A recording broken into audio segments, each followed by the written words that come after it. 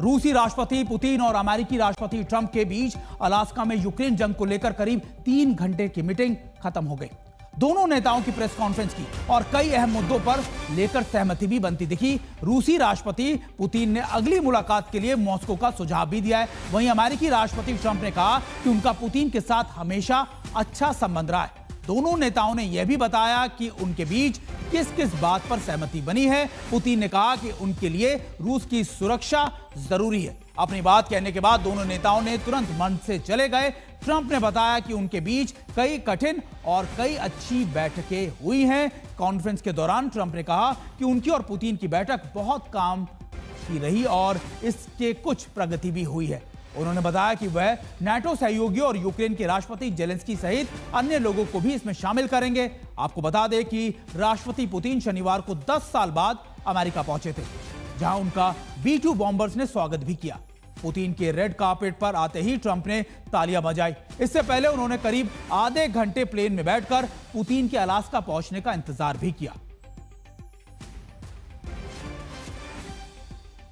हम आपको यह भी बता दें कि देखिए, इस पूरी मीटिंग पर दुनिया भर की निगाहें थी। रात भर, यानी भारतीय समय अनुसार रात भर यह मीटिंग चली और करीबन 3 घंटे की इस मीटिंग में सबसे महत्वपूर्ण बात यह कि उसके बाद ज्वाइंट प्रेस कॉन्फ्रेंस की गई, जिसमें डोनाल्ड ट्रंप और पुतिन एक साथ दिखे। 10 साल बाद पुतिन अमेरिका के किसी धरती पर या किसी शहर में पहुंचे थे, जहां पर यूक्रेन जंग को लेकर कैसे रोका जाए, कैसे थामा जाए एक दूसरे को, उसको लेकर बातचीत बनी। हालांकि कई मुद्दों पर सहमति भी बनी और कई चीजों के ऊपर आगे बातचीत होने की संभावनाएं भी हैं। डोनाल्ड ट्रंप को पुतिन ने मॉस्को आने का न्योता भी दिया। हालांकि इसको लेकर अभी तक कोई औपचारिक ऐलान नहीं किया गया है। One of the central issues was the situation around Ukraine. We see the strive of the administration and President Trump personally to help facilitate the resolution of the Ukrainian conflict. And his strive to get to the crux of the matter, to understand this history, is precious. As I've said, the situation in Ukraine has to do with fundamental threats to our security. Moreover, we've always considered the Ukrainian nation, and I've said it multiple times, a brotherly nation, however strange it may sound in these conditions. We have the same roots, and everything that's happening is a tragedy for us and terrible wound. Therefore, the country is sincerely interested in putting an end to it. At the same time, we're convinced that in order to make the settlement lasting and long-term, we need to eliminate all the primary roots. Thank you very much, Vladimir. Next time in Moscow. Oh, that's an interesting one. I don't know. I'll get a little heat on that one, but I could see it possibly happening. Thank you very much, Vladimir. And thank you all. Thank you. So just to put it very quickly, I'm going to start making a few phone calls and tell them what happened. But we had an extremely productive meeting and many points were agreed to. There are just a very few that are left. Some are not that significant. One is probably the most significant, but we have a very good chance of getting there. We didn't get there, but we have a very good chance of getting there. I would like to thank.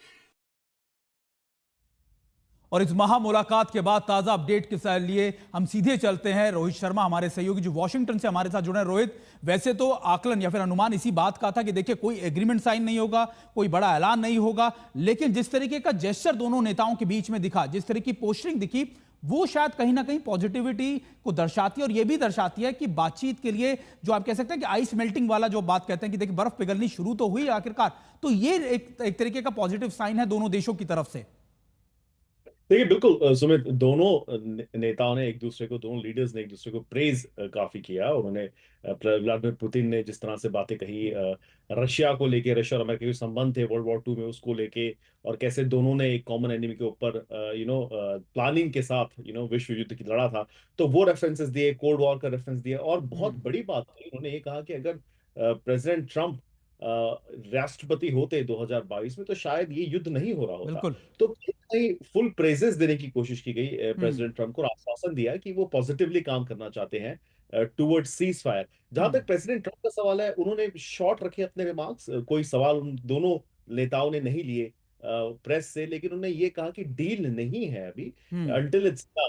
और वो जो भी discuss हुआ है, कुछ 2.5 घंटे के आसपास ये मीटिंग हुई थी, उसमें ये अब वो जेलेंस्की से डिस्कस करेंगे, इसके बाद यूरोपियन लीडर्स हैं उनसे डिस्कस करेंगे, और उसके बाद आगे का स्टेप होगा। और जैसे कि आप बता रहे थे कि मॉस्को में इनविटेशन दिया है व्लादिमीर पुतिन ने कि वहां पे अब अगली राउंड ऑफ टॉक्स हो, तो प्रेसिडेंट ट्रम्प के लिए आई थिंक वो प्रेजेंट कर रहे हैं this is a big win. उन्हें लगता है कि काफी कुछ डिस्कस हुआ है 2.5 घंटे में, और उनको लगता है कि शायद अब अगला स्टेप होगा जिसमें सीज फायर को लेकर बातचीत होगी। हमें देखना होगा कि यूरोपियन लीडर्स के साथ क्या शेयर करते हैं वो, जेलेंस्की के साथ क्या शेयर करते हैं, और किस तरह की चीजें होगी। दूसरी चीज इसमें यह है सुमित कि सब्सटैंशियल कोई बड़ी बात नहीं आई है अभी तक, रीड आउट में नहीं आया है कि क्या क्या डिस्कस हुआ, क्या डिस्कस नहीं हुआ।